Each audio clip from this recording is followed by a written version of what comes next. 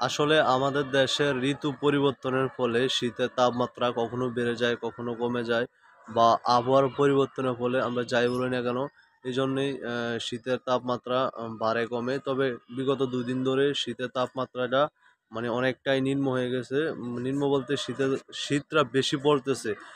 এত শীত আমি শহর অঞ্চলে আইসা কখনো দেখি নাই। আমার কাছে মনে হচ্ছে এবারে ১ম আমার কাছে শীত বেশি লাগতেছে। গতকালকেও সারাদিন কোনো রোদ ওঠে নাই। পরে আজকেও কোনো এখনো রোদের দেখা পাচ্ছি না। শুধু ঘন কুয়াশা দেখা যাচ্ছে আর শীতের যে কনকনে বাতাসটা অনুভব করতেছি। যাই হোক ভাই, জীবন এটাই। এই শীতের মধ্যেও আপনাদের সাথে ভালোবাসা বিনিময় করার জন্য আমি চলে আসছি। আপনারা অবশ্যই আমার ভিডিওগুলা দেখবেন, পাশে থাকবেন, কমেন্ট করবেন, ফলো করবেন। আপনাদের ভালোবাসায় আমার ভালোবাসা। আপনারা যদি সাপোর্ট করেন আশা করি এই পেজটা আপনাদের সাথে নিয়ে অনেক দূর এগিয়ে যাবো। যাই হোক, এই শীতটা সবাই উপভোগ করবেন। সত্যি বলতে আমি এতক্ষণ কম্বলের নিচে মুড়ি দিয়ে শুয়ে আছিলাম। বাংলা ভাষায় কথা বলি। আপনারা কেউ কিছু মনে করবেন না। আমি গ্রামীণ পরিবেশে বড় হয়েছি, সো আমার কথাগুলো আঞ্চলিক হবে, এটাই স্বাভাবিক। এই কম্বলের নিচ থেকে বের হয়ে আসে ভিডিও করা যে কি একটা অবস্থা ভাই! যারা কম্বলের নিচে আছেন তারাই জানেন। ঠান্ডা জমে ক্ষীর পুরাই।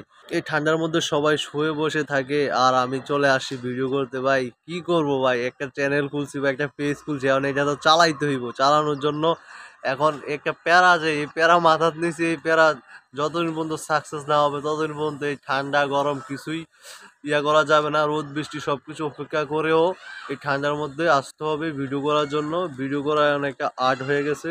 যাই হোক ভাই, আমি আসলে কেমন কথা বলি আপনারা অবশ্যই আমাকে জানাবেন বা আমার ভিডিওগুলো অবশ্যই আপনারা দেখবেন, কমেন্ট করবেন, ফলো করবেন, সাপোর্ট করবেন। আপনাদের ভালোবাসা পেলে অবশ্যই অনেক দূর এগিয়ে যাব। আপনাদের এরিয়াতে কেমন ঠান্ডা পড়তেছে অবশ্যই কমেন্ট করে জানাবেন। যদিও আমি ঢাকা শহরের মধ্যে আছি, এখানে ঠান্ডার তাপমাত্রা আগের থেকে অনেকটাই বেশি। খুবই ঠান্ডা হচ্ছে মনে হচ্ছে।